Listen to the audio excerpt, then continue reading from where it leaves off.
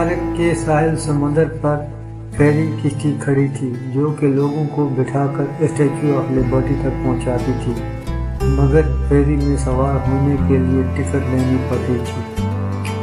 Week and ہونے کی وجہ سے لوگوں کا ہجوم تھا۔ فیری کھچا کھچ بھری تھی۔ قطار میں کھڑے لوگ دوسری تیسری فیری کے انتظار میں کڑی دھوپ میں کوک، برگر، جوس اور مووی کیمرے پکڑے کھڑے تھے۔ اس ہجوم میں جوان اور بچے ہی نہیں بلکہ بوڑھے حضرات بھی نمایاں طور پر نظر آ رہے تھے۔ سیاہ فام شخص اپنی کرتب دکھا رہا تھا، میوزک بج رہا تھا اور وہ کرتب دکھاتے دکھاتے لوگوں سے پیسے بھی بٹور رہا تھا، مگر کسی کو پیسوں کے لیے مجبور نہیں کر رہا تھا۔ سمندر میں جہاز، کشتیاں اور فیری کھڑی تھیں۔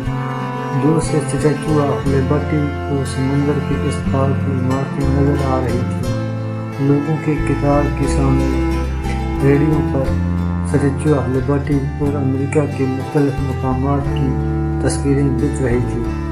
قریب ہی بینچ بچھے ہوئے تھے۔ دھوپ بہت تیز تھی، مگر ساتھ ساتھ سمندر کی وجہ سے ہوا بھی چل رہی تھی۔ ہمارے لیے تو موسم اتنا شدید نہیں تھا، مگر امریکی لوگوں کا برا حال تھا۔ ان کے منہ سرخ ہو چکے تھے۔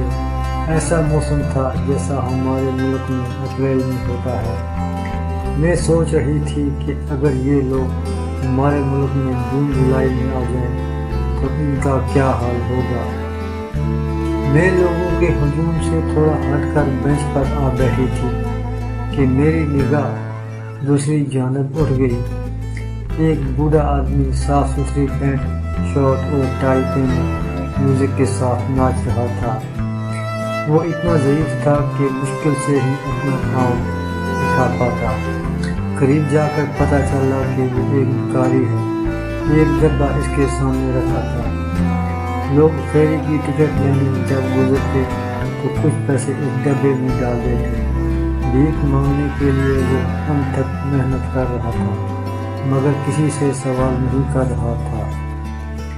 میں سوچ رہی تھی کہ لوگ بھیک مانگنے کے لیے بھی کتنی محنت کر رہے ہیں، وہ بھی لاچاری کے وقت، اور ایک ہمارا ملک ہے کہ اچھے خاصے ہٹے کٹے لوگ بھی بھیک مانگتے ہیں۔ خیر، بات ہو رہی تھی فیری کی اور اس میں سوار ہونے والے لوگوں کی کہ وہ نہ جانے کتنے گھنٹوں سے قطار میں لگے ہوئے تھے۔ ان میں جینے کی امنگ تھی۔ وہ ہر لمحے کو مکیر کر کے لطف اندوز ہونا چاہتے تھے۔